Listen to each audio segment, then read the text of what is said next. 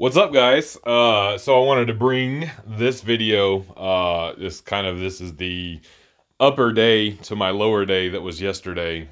These are my two biggest training sessions. They come on Saturday and Sunday. That's when I have time. Ideally and optimally, I would want rest days between like these two sort of balls out sessions. But it is what it is. That's when I have time. Family man, working man. And I'm not going to sacrifice my life to be optimal at training right now. It's just not the move for me. But anyway, and this is going to be a one-off for a while. I don't like filming accessories. I said that in my last one, but y'all are going to get some here. Sorry for the vertical right here. This was for the Instagram reels. A little bit of master plan action there. Shout out my man NH. But yeah, this is how I've always trained for the most part. There's obviously tweaks and stuff along the way. Movements are selected based on goals. The cross fat hasn't always been a staple, but it's been here for a while now, since like 2018. But I've always trained and done these accessory movements in conjunction with my main movements. Again, I don't like filming them. I do this every once in a while. I'm gonna put out a video like this to show y'all that like this is going to be kind of my baseline. It's gonna look like this for the next 4 to 8 weeks or whatever. So yeah, all in all, a good day. Look at me doing rows. When's the last time y'all seen me doing rows on camera? I wanted to bring these in this training block. This is somewhere where I'm definitely lacking. I've not trained barbell rows in ever, almost, for the most part. So we're bringing in some new things for this training block. I've just never liked them. It's a fatigue thing, especially when I was fat and large and really strong. When you become advanced to that degree and you're lifting those sorts of weights, fatigue management becomes one of your highest priorities. And with the way I'm built, barbell rows, just put some sheer forces on my back, especially when I was fat. It's not as bad now, and maybe it's because the weights are lighter too and I'm not really as strong. But it just put forces on my back that I didn't see having enough carryover to justify. I needed that lower back fatigue for, my squats and my deadlift. I even, I've mentioned before a bunch of times, Larson presses. Sorry, getting a text there while I'm recording this. Don't know if y'all heard the sound effect or not, but just in case. But Larson presses have been there to help mitigate lower back fatigue for me on bench press. I've got a really tight competition bench press set up. So just mitigating lower back fatigue as much as I could, and that meant not doing rows. Did I probably miss some development? Yes, but was the sacrifice worth it in the name of a total and, placing my resources elsewhere? Also, yes.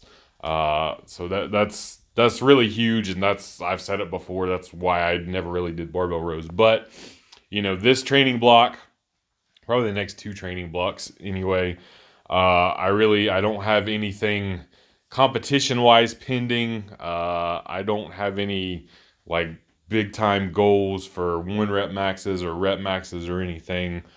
I'm really trying to continue on this path of sort of learning some new things, adding tools to the toolbox, to not only help me be a better lifter, but to help me help people, whether it's you guys commenting, whether it's, some of my friends at the gym, and, my coaching services. I want to be as well-rounded as possible. I feel confident coaching, like, advanced power lifters. However, like, gym pop and things like that, the not advanced gym pop, of course, I can certainly guide them as well. But I want to be able to help somebody whose goals may be more aesthetics, maybe more bodybuilding, maybe something else, maybe CrossFit related, kind of have this jack of all trades about me. So the best way I learn things is to do them. You see the preacher curls right here. I've not done a preacher curl in over a decade, I'm sure. And again, really lightweight here, really focusing on squeezing, the whole mind-muscle connection thing. But just getting used to these new movements. And like I said, learning how to do them via actually doing them. I can read books, of course, and I could probably, most people are intelligent enough to be able to extract data and be able to help somebody to some degree. But being able to do something, perform it, and being able to relate to it on that level is invaluable in my opinion.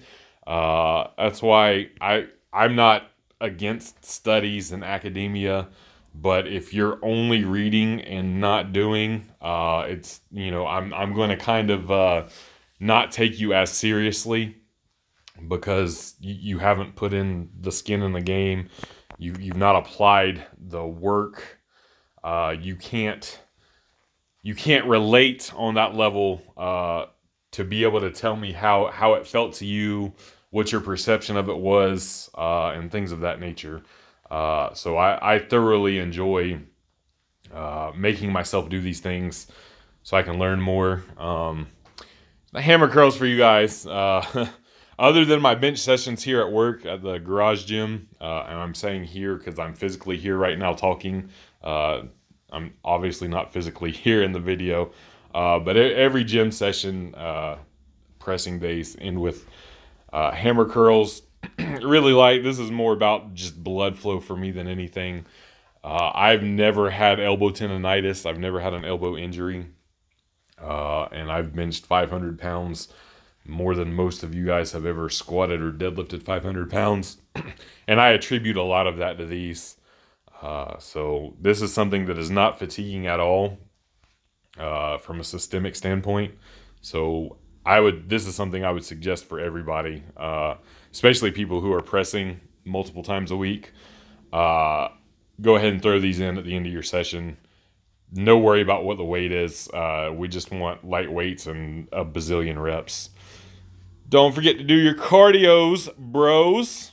Just again, another couple 20-minute sessions and get the old ticker up. Peace!